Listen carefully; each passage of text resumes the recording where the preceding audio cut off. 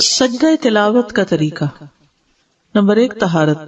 اس میں کوئی شک نہیں کہ زیادہ افضل یہی ہے کہ انسان وضو کر لے، یعنی وضو سے ہو. لیکن اگر وضو نہیں تو سجدہ نہ چھوڑے، سجدہ کر لے.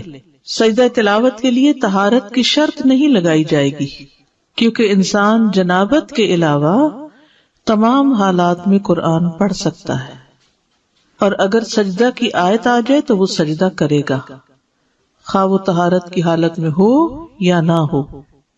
قبلہ رخ ہونا ممکن ہو تو قبلہ رخ ہو جائے، لیکن اگر مشقت ہو اس میں نہ ہو پائے تو جدھر بھی رخ ہو سجدہ کر سکتا ہے انسان. لیکن مسنون طریقہ یہی ہے کہ اگر ممکن ہو تو سجدہ تلاوت کے لیے قبلہ رخ ہوا جائے.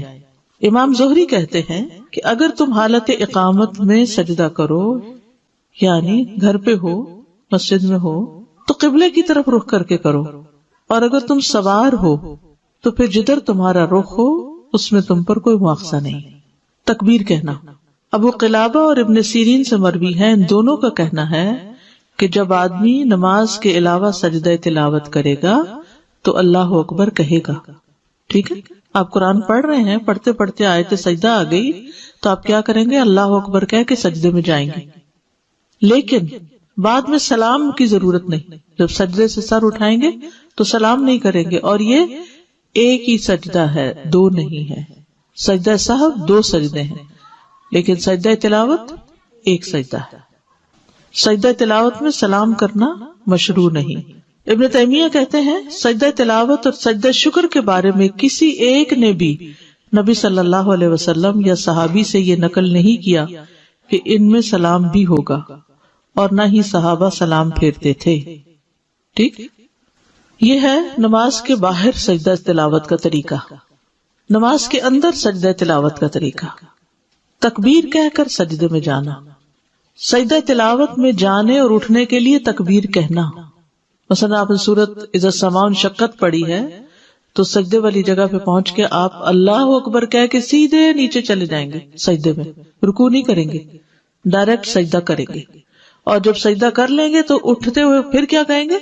اللہ اکبر کہیں گے. اگر سورت کے آخر میں سجدہ ہو، مثلا کون سی سورت؟ سورت الق، تو پھر کیا کریں گے؟ اگر سورت کے آخر میں سجدہ ہو اور مزید تلاوت نہ کرنی ہو تو پہلے سجدے کے لیے تکبیر کہی جائے گی، سجدہ تلاوت ادا ہوگا، پھر تکبیر کہہ کر اٹھا جائے گا، اور کھڑے ہو کر رکوع کے لیے تکبیر کہہ کے رکوع پہ جایا جائے گا. یعنی یہ سجدہ الگ کیا جائے گا اور پھر کھڑے ہو کے رکوع کر کے دوبارہ پھر وہ سجدے اور آگے نماز کنٹینیو کی جائے گی. واضح؟ ابن عثیمین کہتے ہیں نماز میں سجدہ تلاوت بالکل اسی طرح ہے جیسے نماز میں عام سجدہ ہوتا ہے. کیسے؟ جیسے عام سجدہ ہوتا ہے نماز کا، ویسے ہی سجدہ تلاوت ہے. نہیں سمجھ آئی؟ جیسے نماز کا سجدہ کرتے ہیں ویسے ہی سجدہ تلاوت ہوتا ہے. اب سمجھ آ گئی؟ اوکے. یعنی سجدہ تلاوت میں جانے اور اٹھنے کے لیے تکبیر کہے، اور اس میں کوئی فرق نہیں کہ سجدہ تلاوت قرات کی آخری آیت میں آیا ہو اور اس کے بعد سورت ختم ہو گئی ہو یا قرات کے درمیان میں آؤ. جب بھی وہ سجدے میں جائے گا تکبیر کہہ کے ہی جائے گا. پھر جب رکوع کرنے لگے تو اس وقت رکوع کے لیے تکبیر کہے. یہاں 2 تکبیرات مسلسل کہنے پر کوئی حرج نہیں، کیونکہ ہر تکبیر کا سبب الگ الگ ہے. واضح؟ سجدہ تلاوت کی مسنون دعائیں. حضرت عائشہ سے مروی ہے، وہ کہتی ہے کہ رسول اللہ صلی اللہ علیہ وسلم رات کو قرآن کے سجدوں میں سجدہ کرتے ہوئے یہ دعا تکرار سے پڑھا کرتے تھے. ایک دفعہ نہیں، کئی بار. سجد وجہی للذی خلقہ وشق سمعہ وبصرہ بحولہ وقوتہ. میرا چہرہ اس ذات کے لیے سجدہ ریز ہے جس نے اس کو پیدا کیا اور اپنی طاقت اور اپنی قوت سے اس کی سماعت اور اس کی بصارت بنائی. یعنی کان آنکھ اللہ نے اپنی قوت سے بنائے. ابو سعید خدری رضی اللہ عنہ سے مروی ہے کہ انہوں نے کہا میں نے خواب میں دیکھا گویا کہ میں درخت کے نیچے ہوں اور گویا کہ درخت سورت صاد پڑھ رہا ہے، یعنی اس سے آواز آ رہی تھی سورت صاد کی. پھر جب وہ آیت سجدہ پر آئے تو اس نے سجدہ کیا، درخت نے بھی، اور اپنے سجدے میں کہا اللہم اغفر لی بہا، اللہم حط انی بہا وزرا واحدث لی بہا شکرا وتقبلها منی کما تقبلت من عبدک داود سجدتہ. ٹھیک ہے، یہ تقبلتا ہے. اے اللہ اس سجدے کی وجہ سے مجھے بخش دے، اے اللہ اس کے ذریعے میرے بوجھ دور کر دے، یعنی زندگی کے جو بوجھ ہوتے ہیں نا وہ سجدوں سے دور ہوتے ہیں، اور میرے لیے اس کے ذریعے شکر نعمت پیدا کر دے، اور اسے مجھ سے قبول فرما لے جیسا کہ تو نے اپنے بندے داؤد سے ان کا سجدہ قبول فرمایا تھا۔ قرآن مجید میں آتا نا وَخَرَّ رَاكِعًا وَأَنَابَ۔